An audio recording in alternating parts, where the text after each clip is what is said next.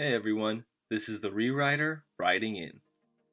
Before I get into the introduction of this video, I have a couple of comments to make.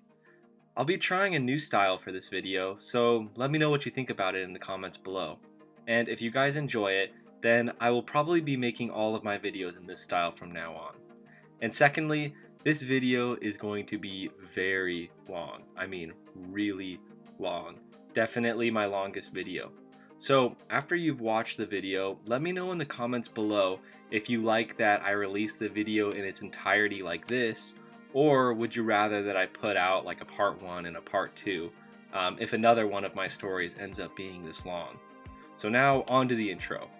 For today's video, I want to rewrite the story of The Dark Knight Rises. Now, in my opinion, I thought that this film was kind of an unworthy third and final act to this otherwise amazing series by Christopher Nolan. And my biggest problem with it is that I really disliked the direction they took with Batman's character. That he hadn't been Batman in 8 years, and the fact that all he wanted to do in this movie and the movie before was retire. And to me, that's not who Batman is at all. Now, in the comics and animated series, the only reason Batman ever retired was because he got too old and had too many health problems to perform well as Batman, and not just because he was done being Batman. You see, Bruce Wayne and Batman are the same, meaning he can't just give up one and just become the other. He'll never be able to let go of being Batman. Therefore, I thought this whole concept of retiring in The Dark Knight Rises and Dark Knight was totally out of character, and for me personally, just bad writing. Now, I know that this was started in The Dark Knight because Bruce wanted to be with Rachel, as well as carrying on to The Dark Knight Rises because he felt responsible for Harvey Dent turning into Two-Face and subsequently attempting to murder Gordon's family, as well as dealing with the loss of Rachel, which affected him a lot. But in the comics, even when he dealt with tragedies such as Barbara Gordon getting paralyzed or Jason Todd dying, he never decided that his best course of action was just to quit being Batman. So for me, I really didn't enjoy this direction that it took. Now, in all, there was so much hype for this movie after the incredible films that came before it, and for me personally, it was a massive letdown, and I didn't feel like it tied up the trilogy in a satisfying manner. So, with this long introduction out of the way, let's dive into the rewritten story of The Dark Knight Rises. The movie begins right where The Dark Knight ended. Batman is on his Batpod attempting to escape the area. Jim Gordon, clutching his son and wife tight to him, overhears on his radio that the Batman has killed Harvey Dent and that all forces should be in pursuit. An officer from the National Guard informed the police station that they were still in Gotham cleaning up the mess on the boats that the Joker had caused, and said that they would go in pursuit of Batman. Jim then calls Batman, warning him that the National Guard was hunting him down, to which Batman replies that he already knows. It cuts back to Batman as a helicopter searchlight shines down on him. The door on the helicopter swings open, and out comes a minigun with one of the soldiers firing down on him. The Batpod was quick and agile, able to dodge most of the incoming fire, but the armor plating on it wasn't meant to withstand an onslaught of this magnitude. Just as the minigun stopped firing, all of a sudden a thunderous boom erupted from the helicopter as a rocket was being fired directly at the Batpod. Even though the Batpod was able to dodge direct impact from the rocket, the blast radius still knocked Batman off his pod and into the alley underneath the highway. The National Guard figured that he was dead and left the scene, calling on the radio that Batman had been neutralized.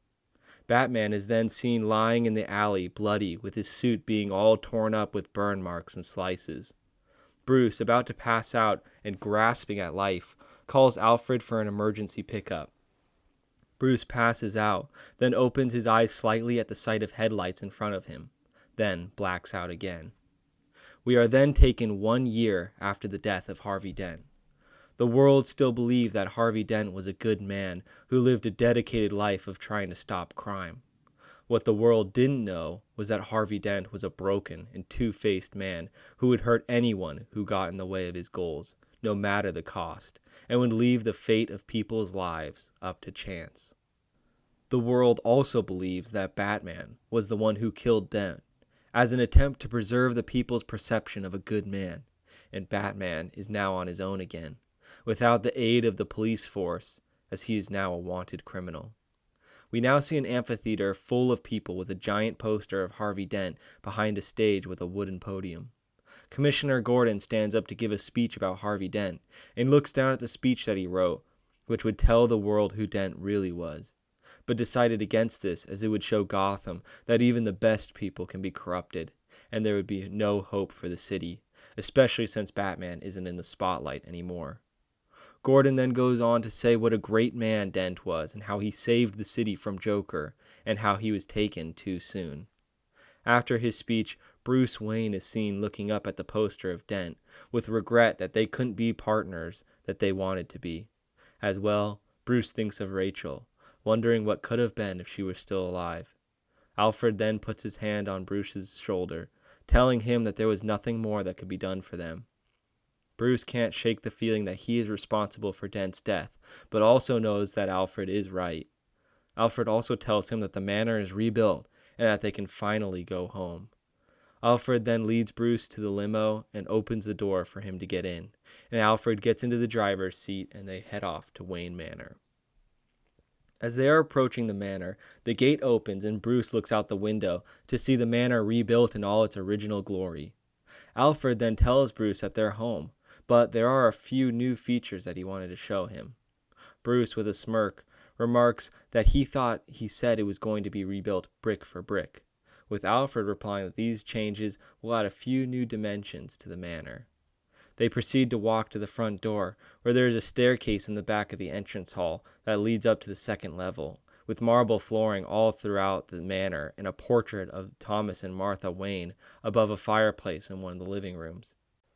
After showing Bruce most of the newly renovated Wayne Manor, Alfred then takes Bruce to the library in the southeast corner, where Alfred says that he is sure to be pleased by the new features. In between two bookshelves sits a large clock, to which Alfred opens up the glass casing and twists one of the hands counterclockwise. This causes one of the bookshelves to slide to the right, unveiling a brand new, sleek design elevator that leads downwards. Bruce comments that this is already a major upgrade to what they had before, with Alfred replying that he hadn't seen anything yet. As they are descending on the elevator, they look out of the glass pane to see the brand new Batcave being lit up by ceiling and cave lights that spotlight the Batmobile, the Batcomputer, and the armory. As well, bats are seen flying all around the cave, swirling around the spotlights that create shadows that roam throughout the cave. Once they arrive, Lucius Fox greets Bruce, saying that he hopes Mr. Wayne takes a liking to the new setup. Bruce gives Lucius a handshake, then asks him to give him and Alfred the grand tour. Lucius answers that he thought Bruce would never ask, and proceeds to show them the new Batcomputer first. Lucius explains that this computer was much more powerful than his previous model. This computer would be able to hack into any subsystem or private interface with just a click of a button. As well, this computer could be voice activated, meaning that Bruce can be working on something else while the computer can be running diagnostics or reviewing code, whatever Mr. Wayne would need it to. Speaking of running tests, this computer also has a built-in DNA scanner that can review anyone's DNA, revealing who they are and if they have a record or not. There is also a fail-safe mode where this computer will shut down if someone who's not authorized is trying to use it or hack into it. Finally, a built-in camera into the cowl of the Batsuit will allow Alfred to see what Bruce is seeing during a mission by projecting it onto the computer, so no more guesswork from Alfred's side anymore. Finally, the computer is connected to the GCPD frequency, so whenever an alert is issued out by GCPD dispatch, it will intercept the transmission for a span of time in order for Batman to get there before the police do. Let's move on to the Batmobile, Lucius says, walking away.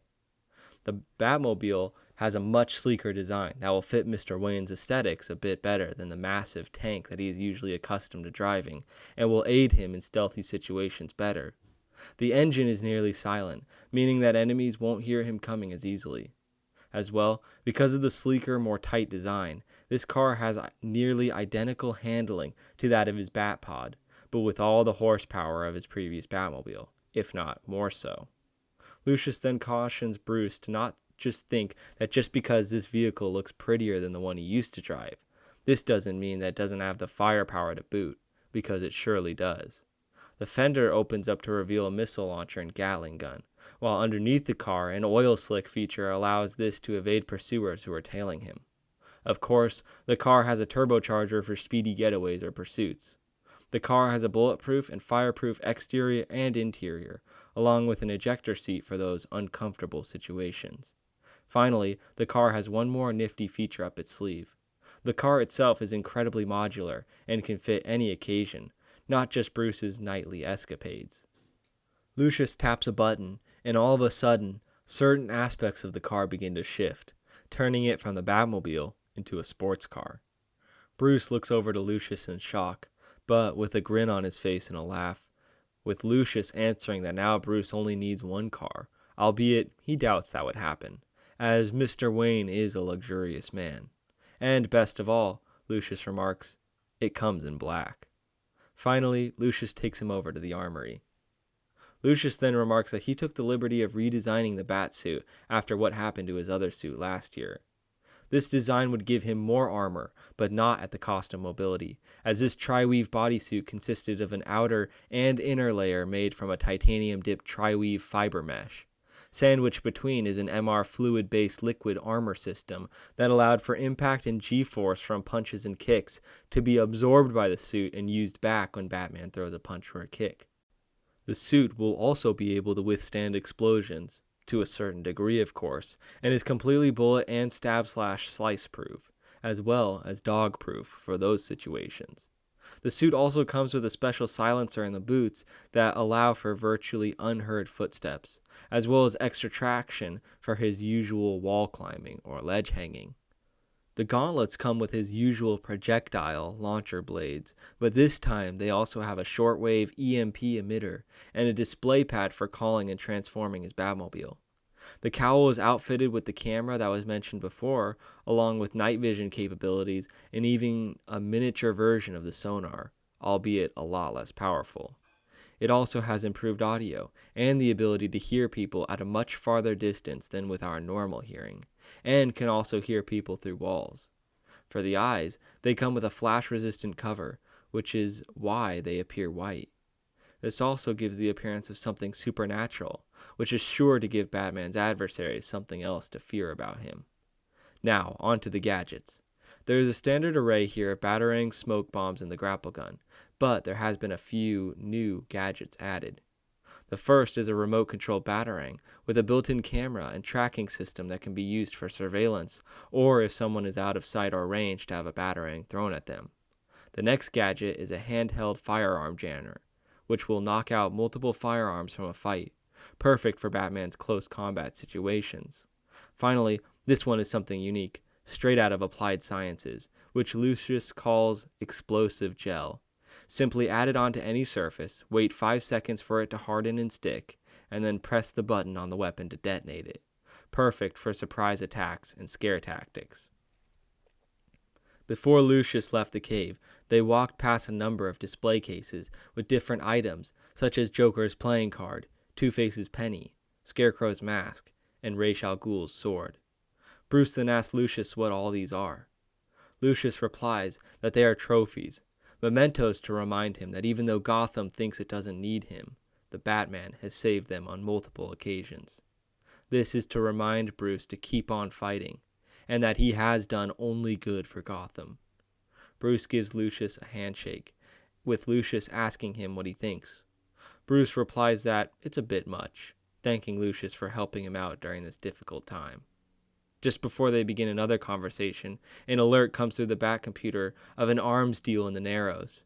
Bruce then says to Lucius and Alfred that it's time for a test run, to which Lucius tells them good luck before heading out through the elevator. Bruce suits up in his new armor, grabbing his gadgets while Alfred sits on the chair in front of the computer, accessing the camera feature on the computer as well as opening a digital map of the city, before wishing Bruce good luck out there. Bruce says that it's same old, nothing new. Batman hops into his Batmobile and turns on the engine, to which it utters a loud roar when it's not in stealth mode, and blasts down the track. Bruce begins to wonder how this will lead out to Gotham, but then the rock face splits in two, opening up for the Batmobile to launch out onto the back road behind the manor, leading out to Gotham. Batman uses the tracking feature in his Batmobile to lead him to the location of the arms deal. Once he arrives, Batman uses his grapple gun to get atop a roof overlooking the deal going down. A group of men in suits were holding a number of large briefcases, with the receiving group being thugs with balaclavas and bulletproof vests on. Batman taps the side of his cowl, allowing him to hear the deal going down. The suited men explain that this was a two-sided transaction, and that these weapons provided by Dominic Maroney were in exchange for their boss's loyalty to him. The balaclava thugs uttered something in Spanish to each other before saying that their boss always holds his end of the bargain. Batman then notices a figure skulking on another rooftop above the arms deal. At first, Batman believes that this is just another copycat that would get themselves killed. However, the figure then jumps down in the middle of the group of thugs. The thugs are frozen for a moment, but then pull out their guns and begin firing. The figure dodges and jumps over the suited thugs, fighting them with a familiar mix of martial arts moves. The figure effortlessly takes down thug after thug, kicking one in the knee and flipping, kicking the other one up the jaw.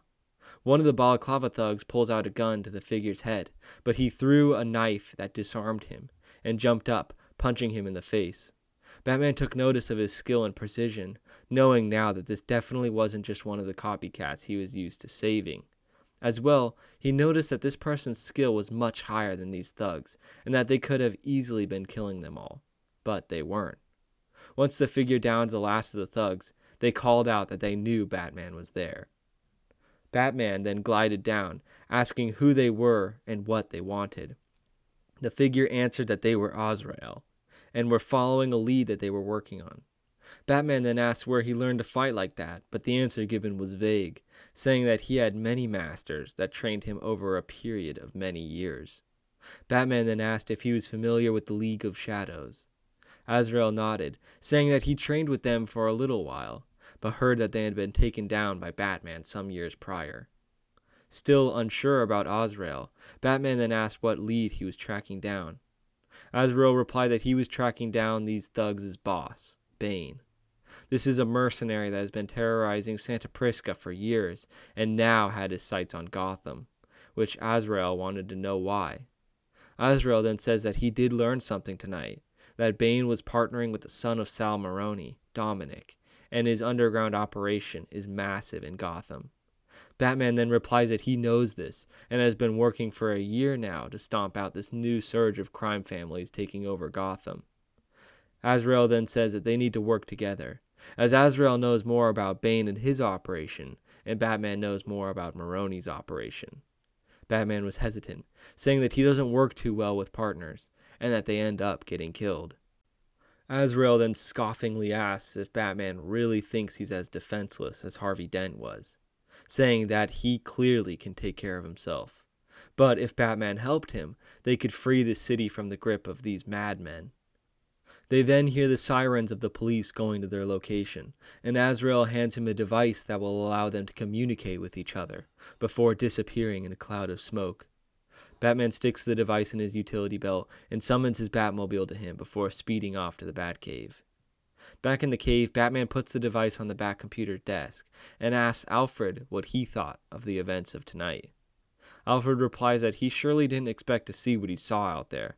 However, he does mention that this Azrael character could be a useful ally on Batman's side, especially since the GCPD aren't anymore. Bruce agrees with him to an extent, but then mentions that there is so much that he didn't know about him, and that he wasn't sure if he could trust him. For instance, the name Azrael. It rang a bell with Bruce, as he remembered hearing about another organization that had been antagonistic with the League of Shadows during his training. After a search of the name Azrael in the Batcomputer's database, Alfred found that Azrael came from an organization known as the Order of Saint Dumas, and that he was their enforcer. However, this was all just a myth, a story that had been passed down through generations. Bruce then answered that the League of Shadows is just a myth to the rest of society, and they both know how real they were. Alfred also says that this Azrael could have killed all those thugs and then attacked Batman, but he didn't, and instead wanted to help him. Alfred then says that he just wants Bruce to think about a possible partnership, as they could end up really helping each other down the line. Bruce then thanked Alfred for his advice, and asked him if he would bring up the Batcomputer's database on Dominic Maroney's recent activities. Alfred then informs him that Moroni has heard about the botched arms deal and has upped his security and influence throughout the Narrows and the south side of Bleak Island. Those smaller gangs and thugs that don't throw in with Moroni are executed, and he is attempting to take control of Gotham from the inside. Word has it that even though they thought the GCPD had been cleaned out of dirty cops, there are still more on Moroni's payroll. Bruce then remarks that if they don't stop this now while it's controllable, that it will spread so far that even Batman won't be able to save Gotham. Alfred remarks that Azrael is a necessary ally and will help him in his fight against Moroni. Plus, they'll be able to take down this new player, Bane. Bruce then asks Alfred to pull up the next database on Bane. Alfred then reads that Bane is a mercenary that operated out of Santa Prisca. His main contribution to the crime world is a creation of his own, an enhancement drug of sorts known as Venom, which is said to give an ordinary man the strength of a large animal like a gorilla or lion. It also mentions that Dominic Moroni hired him as muscle in order to execute Moroni's plans of taking over Gotham. If they're working together and all of Moroni's goons had access to this venom, then it would prove catastrophic for Gotham. Bruce agreed, saying that they needed to start preparing to take back districts from Moroni's control.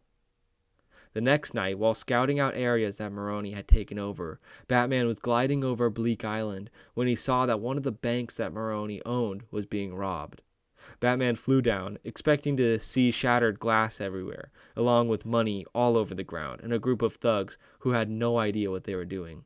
However, the scene was clean, with no signs of forced entry and no mess. Batman then heard a rustling in the back of the bank, with a figure sliding back and forth from the safe room to a bag that they had put on the desk. Batman ran back there to see a woman stealing money and jewels, and before he could ask her to stop and come with him, she jumped in the air, kicking him in the chest, dropping Batman to the ground, before she grabbed the bag and ran to the roof. Batman got up and looked out the window to see her climbing up the building. He then used his grapple gun to get to the roof, but she was already jumping to the next one. A chase ensued where Batman was gliding over the rooftops in order to attempt to stop her, but she kept evading him. At a certain point, Batman was able to throw a batarang at the top of the bag, which sliced the handles, making it drop from the roof. The woman then cursed and flipped back, beginning to fight Batman. Batman was completely thrown off by her fighting capabilities, as she was an incredible fighter who fought with elegance along with aggression.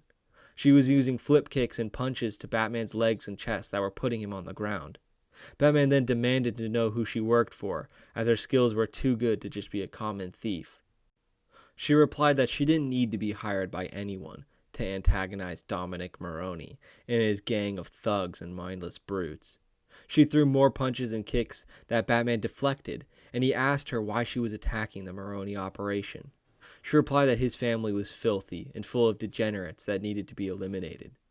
Batman continued to ask who she was and what she was doing. She answered that she was tired of his questions and that he needed to get lost or he was going to get killed. Batman continued to persist, and that's when she pulled out a tanto and started to slice at him. Batman dodged the attacks and used his gauntlets as a counter to her tanto. Finally, when she realized that she wasn't going to be finishing this fight anytime soon, she jumped off of his chest and backflipped off the roof.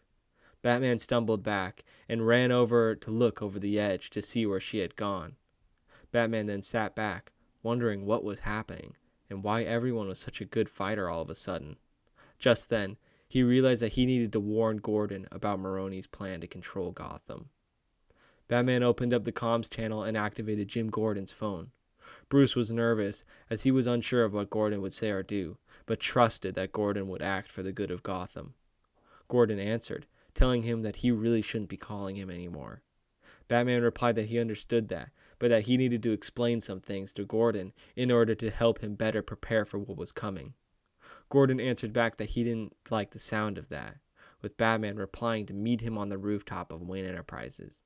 Gordon asked why there, and Batman told him that it would be the last place they would look for Batman. Gordon agreed and told him that he would meet him there. A few hours later, Gordon was standing on the top of Wayne Enterprises, looking at his watch, wondering where Batman was. Batman then came out of the shadows behind Gordon and he jumped back, telling him that he hated when he did that and never got used to it. Batman then warns Jim that there is a war coming between the GCPD and Maroni. He explains that Maroni is expanding his reach and territory in order to eventually take over Gotham. He already controls the Narrows and is expanding over to Bleak Island. As well, he has hired a mercenary named Bane and his crew to help enforce his commands.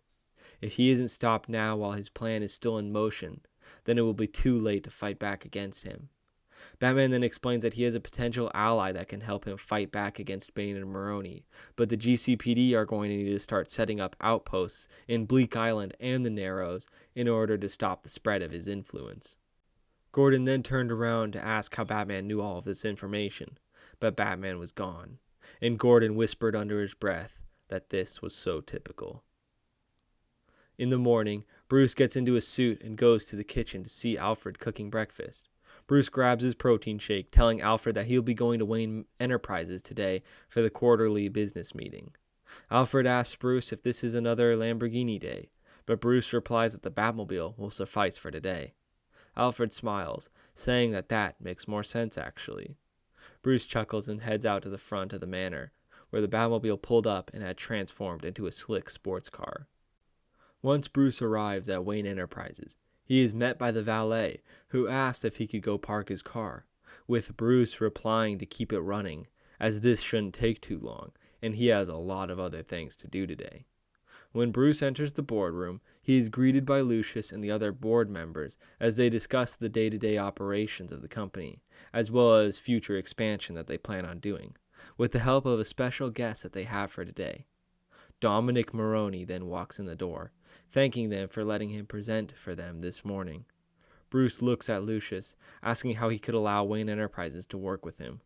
Lucius then says that he had no idea that they were going to be work with him. All he knew is that an up-and-coming entrepreneur was going to be working with Wayne Enterprises. Bruce then stands up, telling him that Wayne Enterprises doesn't work with criminals. Maroni smiles, telling Mr. Wayne that his father, Sal Maroni, was the criminal, and that he's just an honest businessman who has some exciting new ideas for the future of Wayne Enterprises. The other members of the board tell Bruce to sit down and hear him out. Maroni goes on to explain that he wants to expand, taking different branches of Wayne Enterprises, like applied sciences, medical, technologies, etc., and putting them in different areas of Gotham, so that there can be full sites that cater to just that aspect, so that more research, money, and time can be put into each branch, without having to split time and resources to each. Even though the expenses to create these facilities will be high in the beginning, they will save the company money in the long run. After his presentation, most of the board clapped, except for Bruce, who sat there and unapologetically stared Maroni down. Before leaving, Maroni also announced that he would be throwing a gala charity event that evening at his mansion, and would like for all members of the board to be there. After everyone left the room, Lucius and Bruce talked, saying that it might be a good idea to attend this event to see if they could possibly dig up dirt on him and his operation. Later that evening, Bruce showed up to Maroni's mansion in a black tuxedo, with 4 girls, 2 on each arm.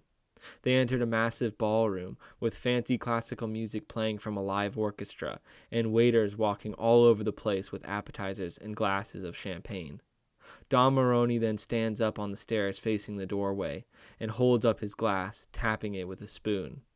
With the room quiet, Maroni thanked all of his guests for being there, and hopes that they enjoyed the appetizers and drinks. He also says that there will be a slideshow explaining where their charitable donations would be going to, which would be in an hour. Maroni then told them to enjoy themselves, and have a nice evening. The music came back on, and everyone went back to looking at the artwork as well as dancing. Bruce then asked the girls if they wanted anything to drink, and they told him they were feeling like champagne. He then walked over to the bar, ordering a couple of champagnes and a martini for himself. Just then, he saw the woman that was robbing one of Maroni's banks. She noticed him looking at her and walked over to him. She was wearing a purple dress that made her look gorgeous, and admittedly, Bruce was a bit starstruck. When she approached him, she said that it was fancy meeting the famous Bruce Wayne, but that it wasn't all that surprising seeing that anyone who's anyone is here. Bruce then asked what her name is, and she replies that her name is Selina.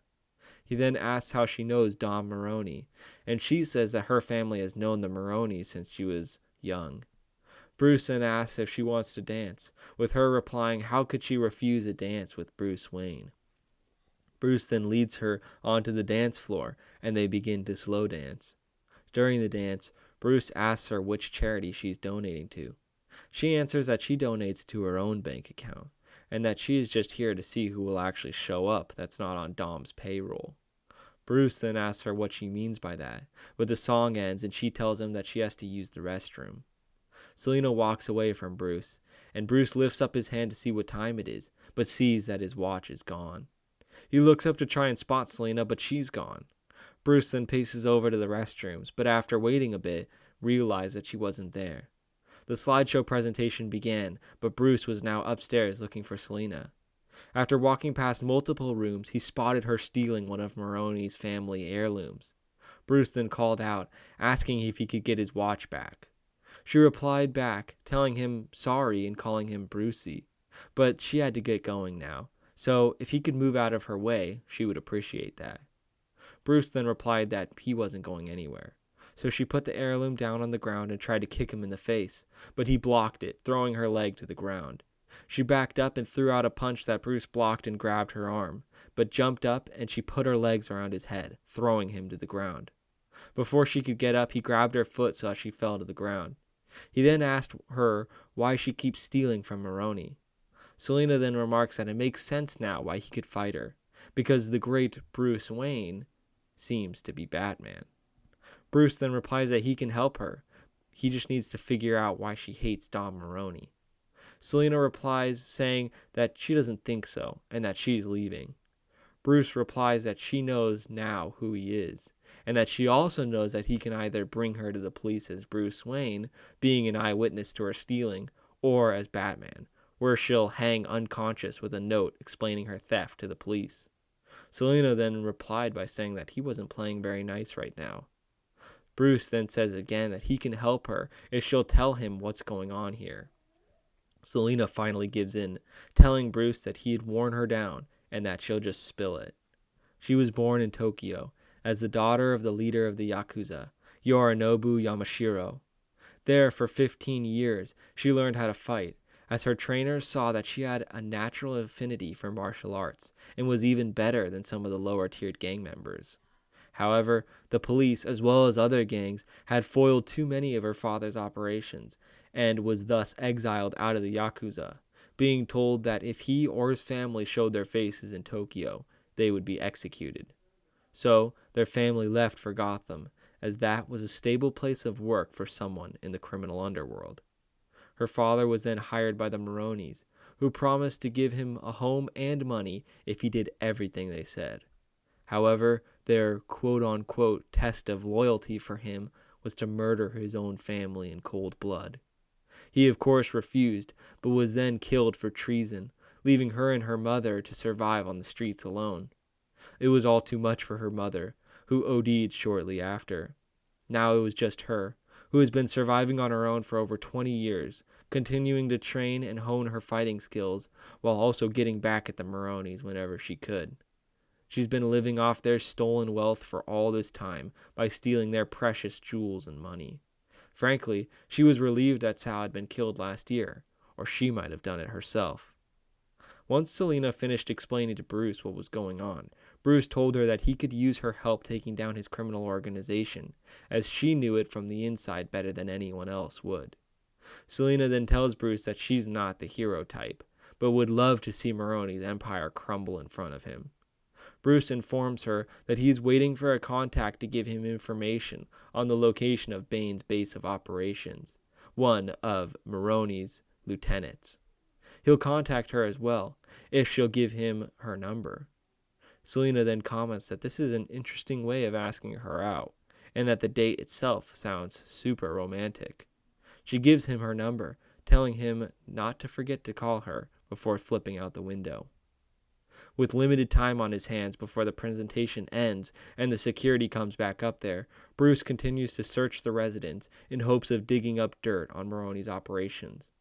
Room after room, Bruce keeps coming up short. That is, until he found a safe underneath one of the dressers. Bruce used his lock-picking skills to get into the safe. However, nothing incriminating was found like Bruce hoped for. Though, it was something interesting.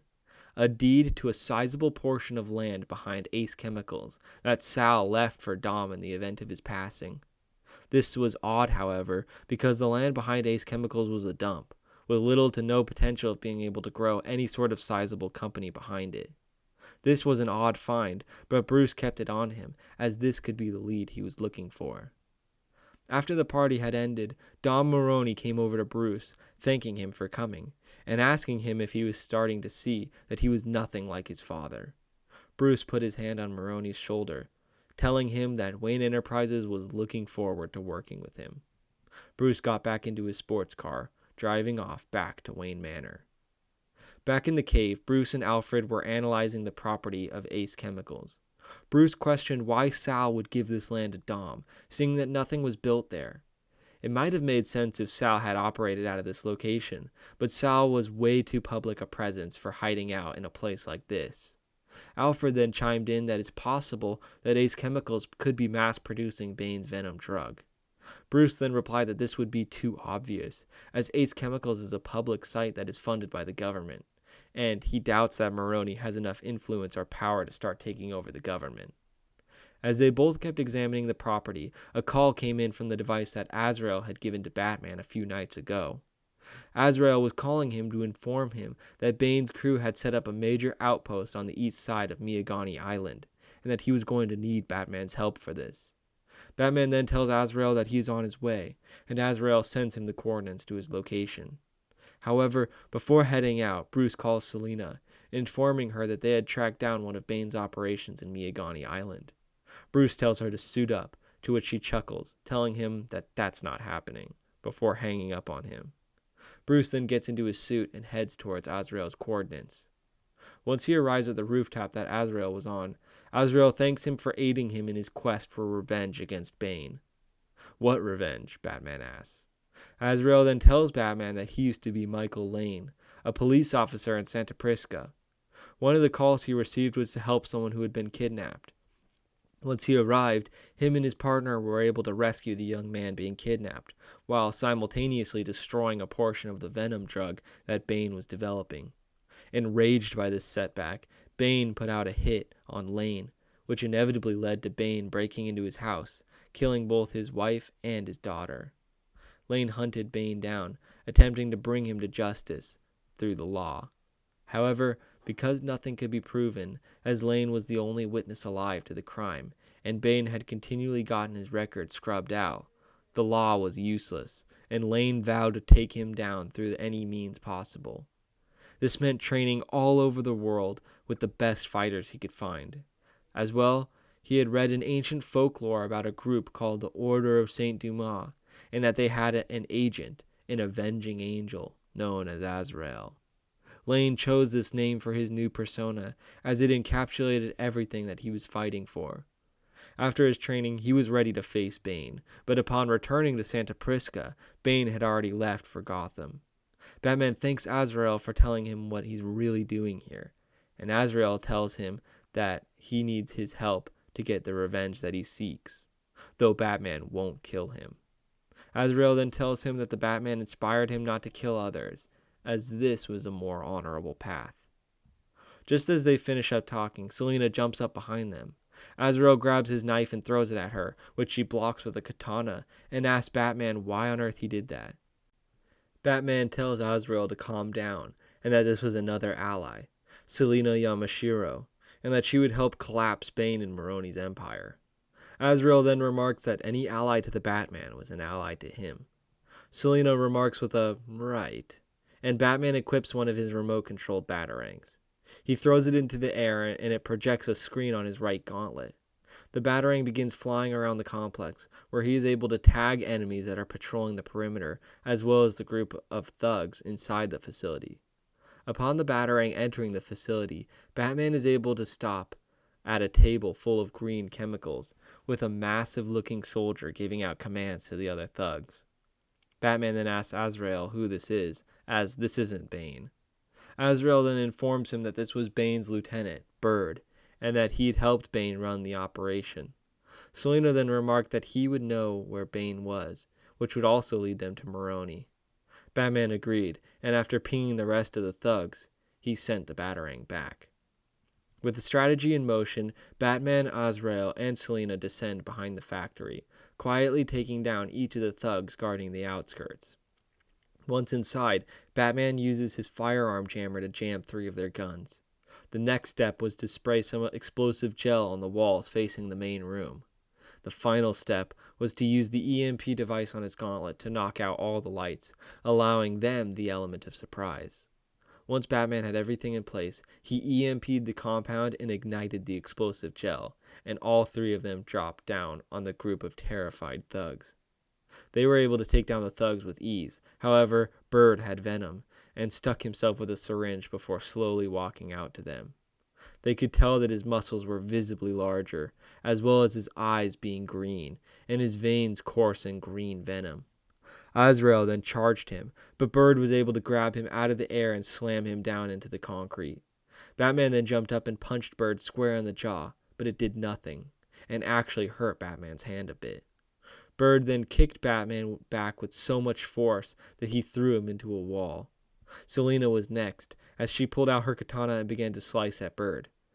This was actually proving to be effective, as she was targeting the bulging venom vessels that were on his arms and legs. However, Bird embraced the pain and slapped the katana out of Selina's hand, grabbing her by the hair and throwing her back. Batman and Azrael got up, knowing that they weren't going to be able to take him in a 1v1, but that they all had to strike together. Azrael and Batman began fighting together. When one punched the face, the other kicked the leg, and so forth. Soon, with Selina's help as well, they were able to overcome Bird, knocking him to the ground. Azrael grabbed him by the throat, demanding to know where Bane was. Bird then said that he'd never betray Bane. Selina then used her katana to slice open the bottles and syringes full of venom. Selina then asked if he would also want to send Bane his severed head on a platter with all the spilled venom around it. Bird then gave in, saying that Bane operated in a facility behind Ace Chemicals, but that it was deep underground. Bird finally remarked that they were all dead meat if they went there, but Batman kicked him in the face to shut him up.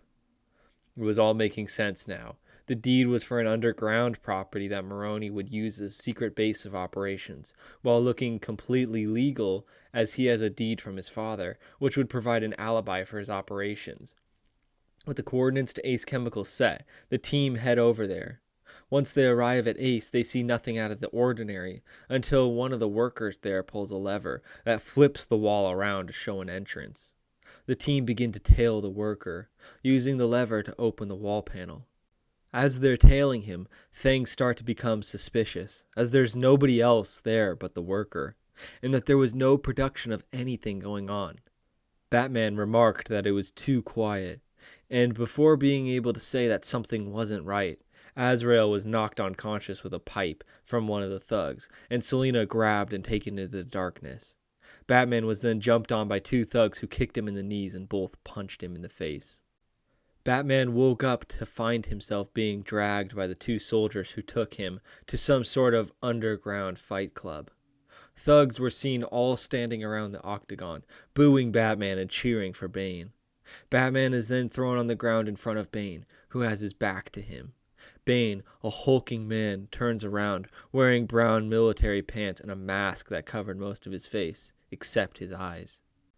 Bane then began to remark that Batman was becoming a thorn in his side, albeit not a very sharp or dangerous one. He then asked Batman if he really thought it would be so easy that he could just walk into his base and defeat him. He then remarked that he had trained with the League of Shadows, and that no freak in a costume would be able to defeat him. He would finally be able to do what the Shadows never could: kill the Batman and cleanse Gotham of its filth.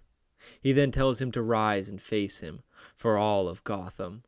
Batman then stands to his feet, ready to take on Bane. Batman looks down to see that his utility belt had been taken, and looks up to see Bane stick a syringe in his neck. Bane grunts in pain for a moment, but then cracks his neck and charges Batman. Batman evades this charge, using Bane's momentum to cause him to fall to the ground. Bane laughs, calling him clever, but that he can outlast Batman in strength and endurance. Bane throws a punch at Batman that he attempts to block, but is thrown back by the sheer force of the attack. Batman gets up, attempting to run and slide under Bane and kick his knees out, but mid-slide, Bane grabs Batman, kneeing him in the stomach before throwing him onto the ground. Batman couldn't match Bane's raw strength, and needed to knock him on his feet and wear him out. Bane kept striking at him, with Batman dodging, but slowly as he is losing stamina and has already been knocked out once this night. Bane, not showing any signs of slowing, grabs one of Batman's punches and breaks his arm. Batman drops to the ground, with Bane commenting on how weak he was. He then says that Ra's was a fool and a weakling to allow this frail man to be able to best him. The League should have been run by him, as it still would have been around today.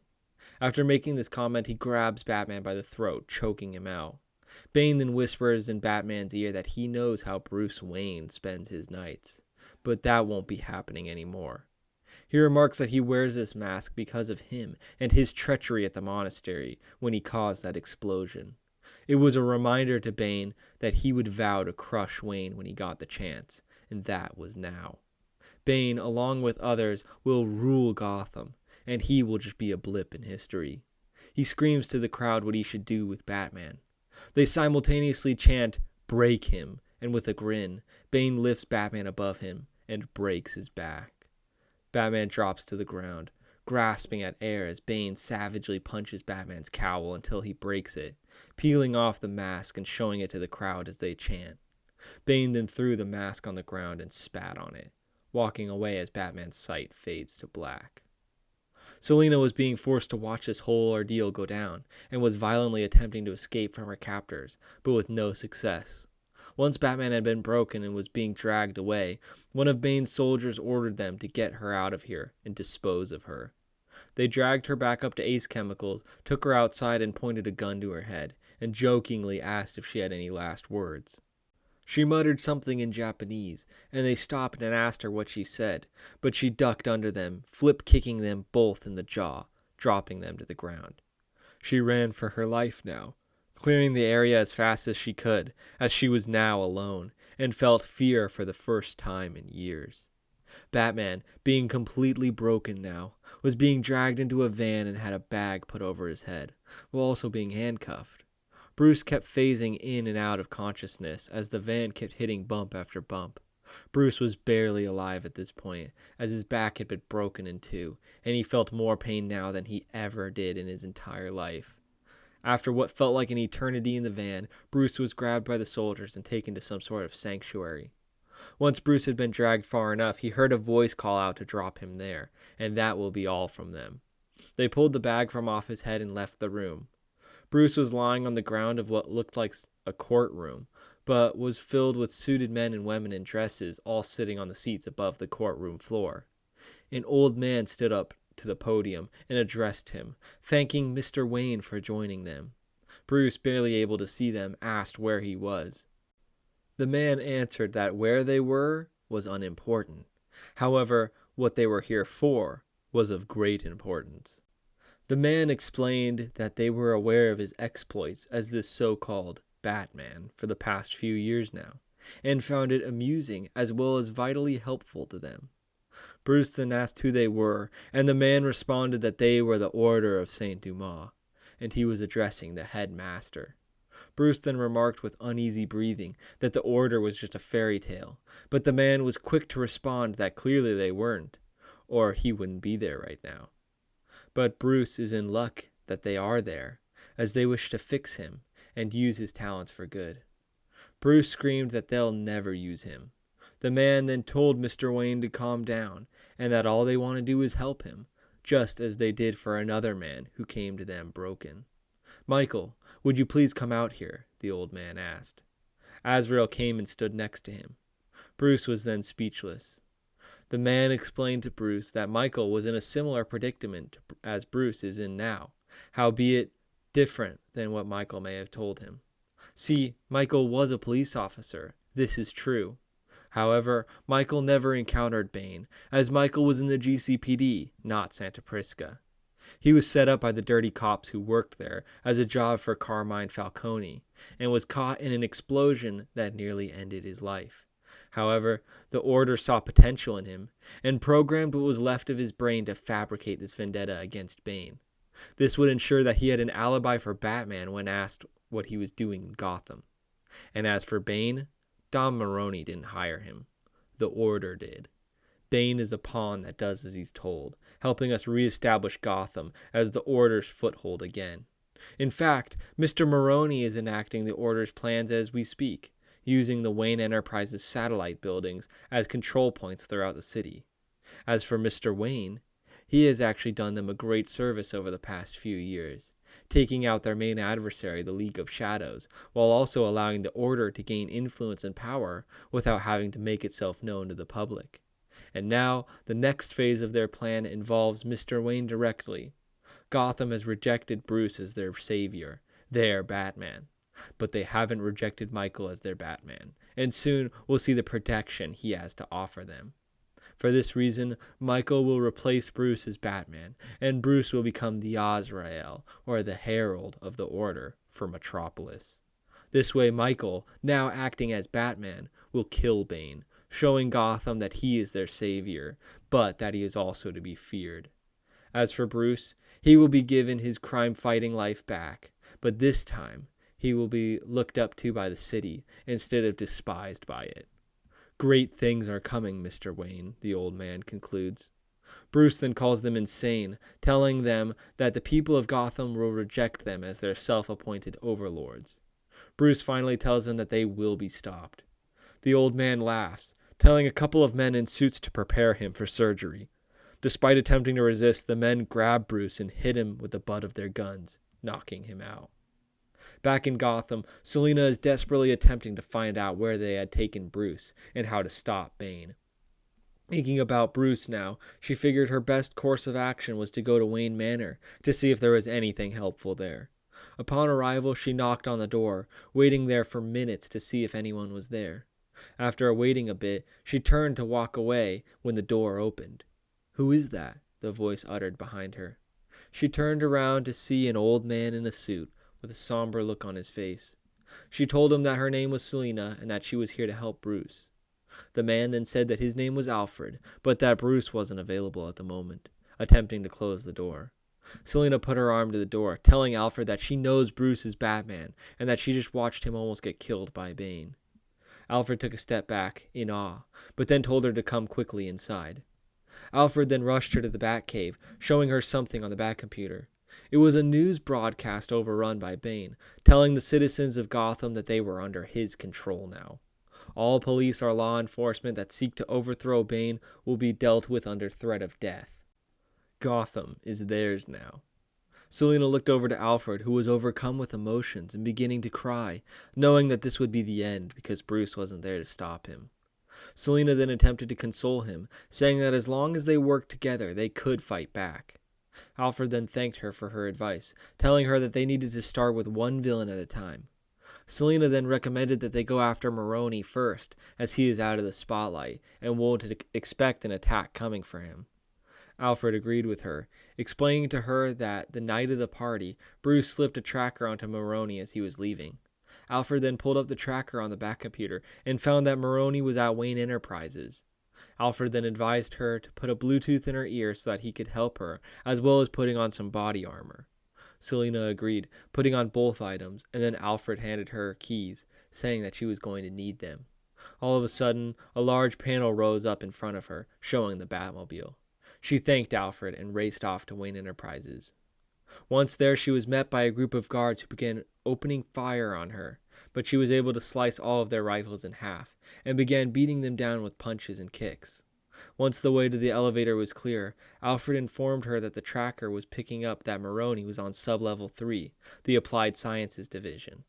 Selina got into the elevator and was heading towards Applied Sciences when the power went out, sending the elevator flying down. Thanks to Selina's quick instincts, though, she was able to open the hatch and jump onto the railing there, finding her way to Sub-Level 3. Once she arrived, she saw Maroney and a group of thugs surrounding him, with tech that looked a lot like what Batman uses. When Dom heard the figure, he angrily said to his thugs that nobody was supposed to be here, and that Bane was the major distraction. However, when he saw that it was Selina, he laughed at her, asking what she was doing here.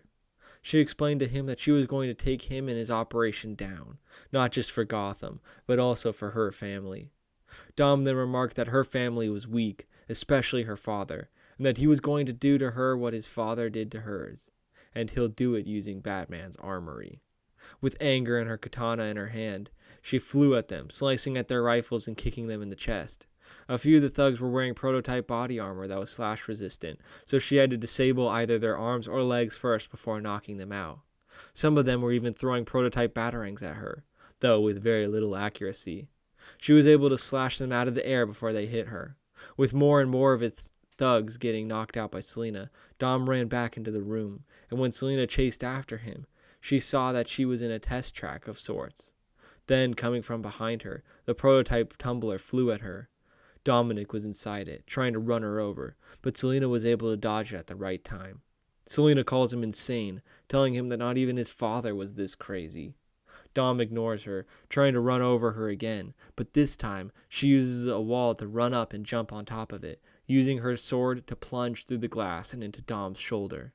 She pulled him up and punched him, knocking him out and saying again that that was for her family, and that Gotham will be a better place with him locked up. Alfred then asked her what had happened, with her telling him that Dom wasn't going to be a threat anymore. Back at the Order's HQ, Bruce woke up to see that he was on an operating table and that there was blood all around him. Bruce shot up, forgetting what had happened to him for a moment, but was then confused on how his back and his arm had healed so fast.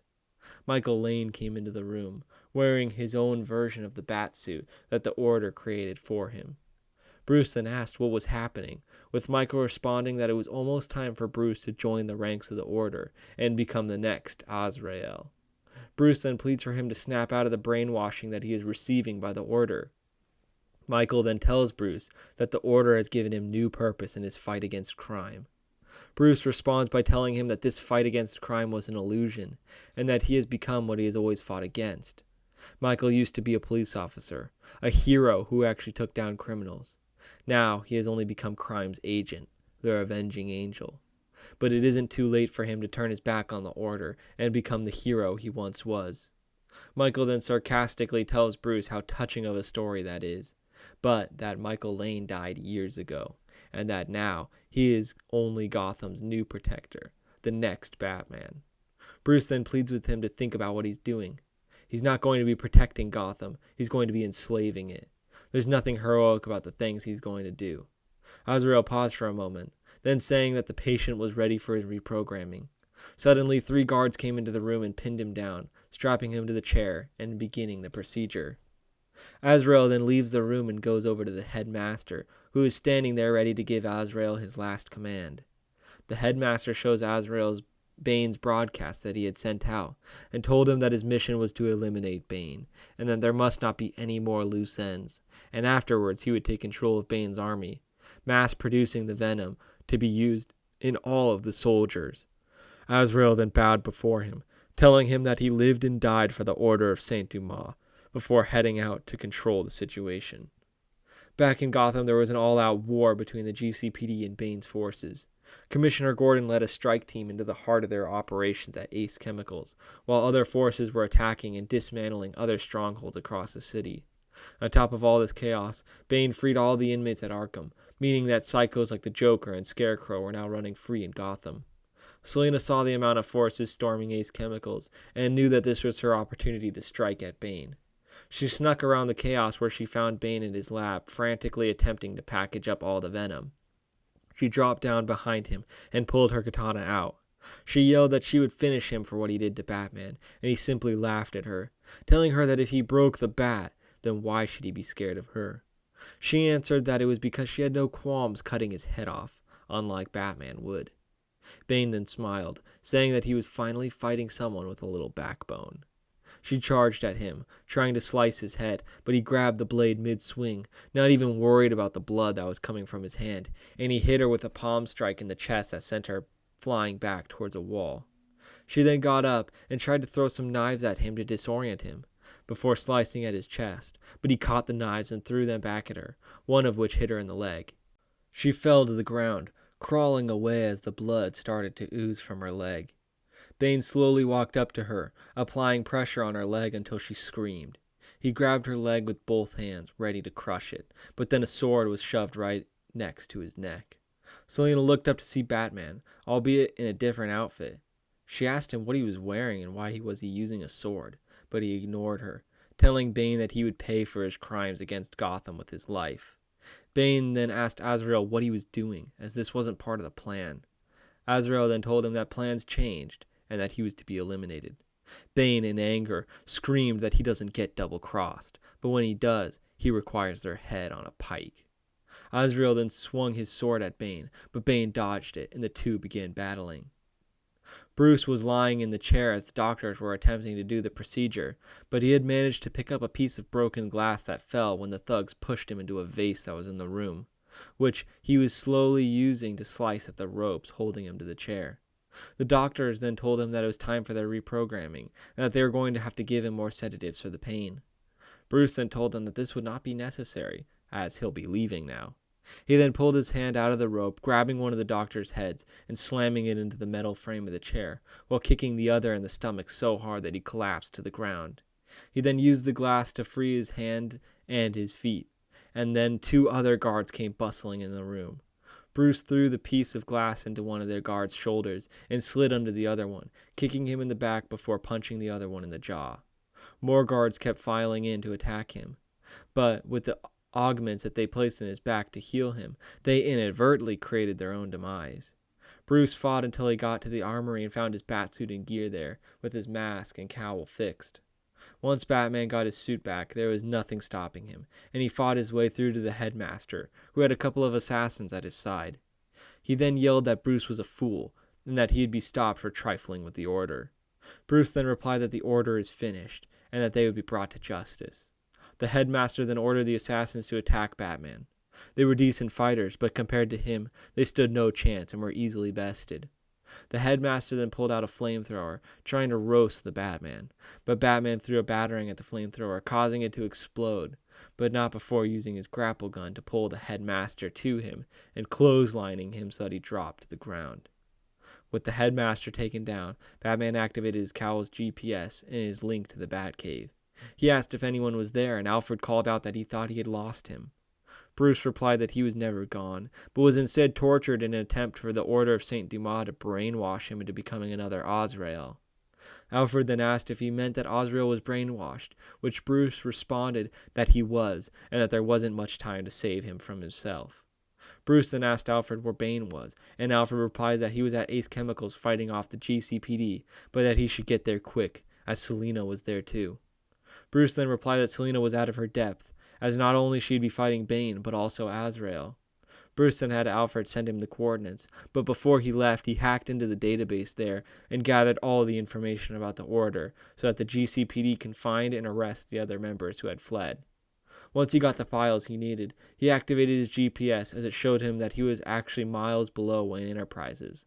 The last thing he did was activating his EMP, which blew out all the electricity in the facility, causing sparks to fly and lighting a fire.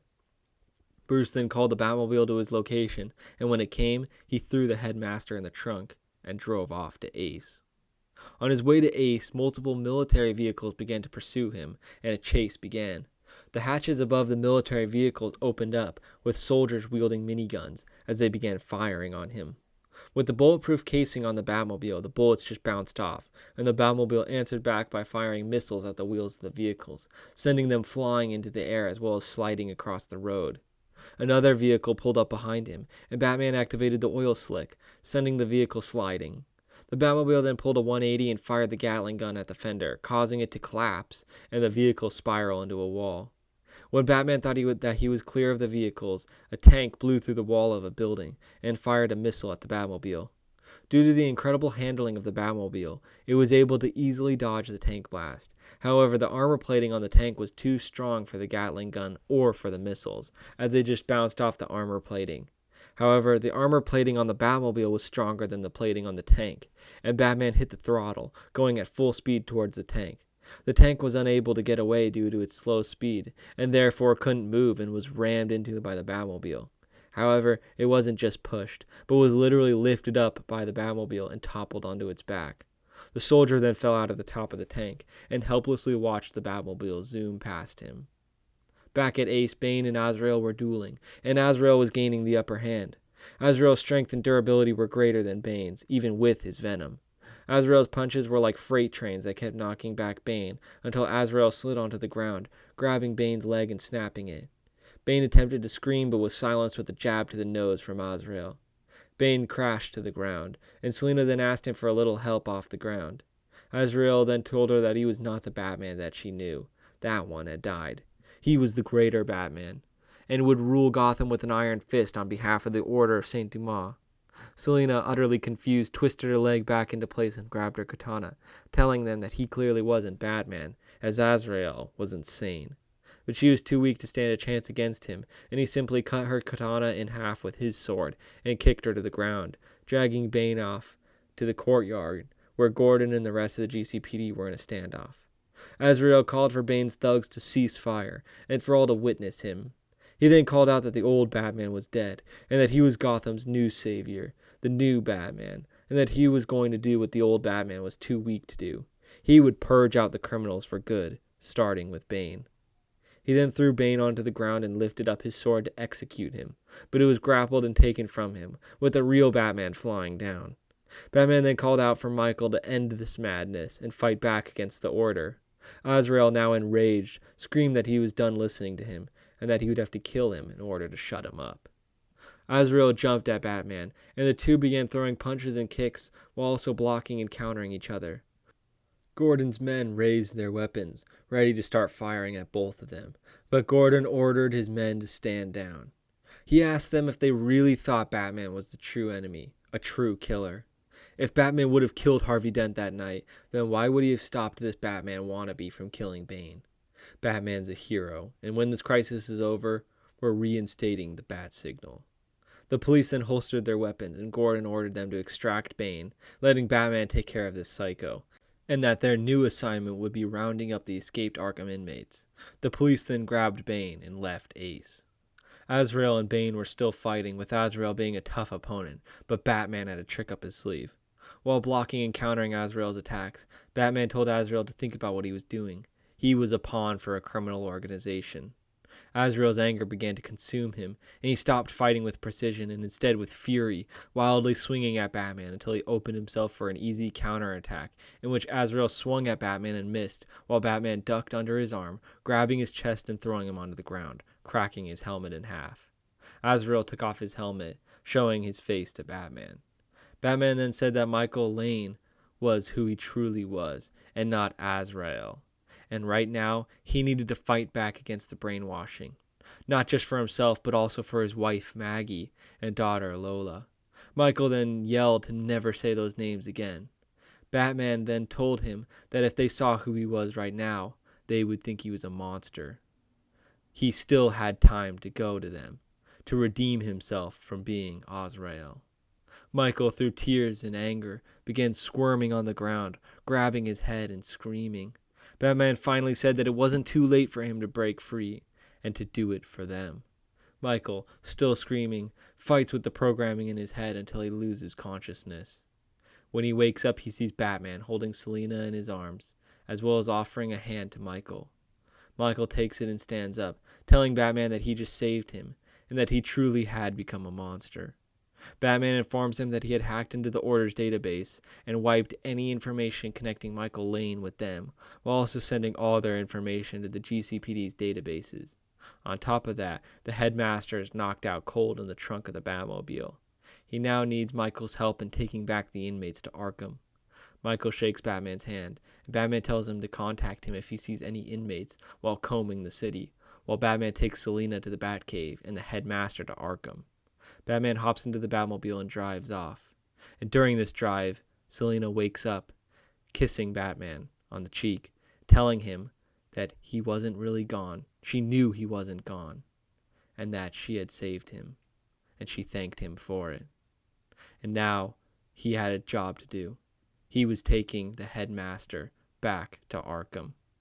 Michael watched Batman as he drove off in the Batmobile, and Michael now took his Batsuit off. Now just wearing civilian clothes, jeans and a Batman t-shirt that he had found. and hijacked a motorcycle, ready to bring the inmates back to Arkham. After hours of Batman and Michael assisting the police in recovering the inmates, Batman asks for a report on the situation from Gordon.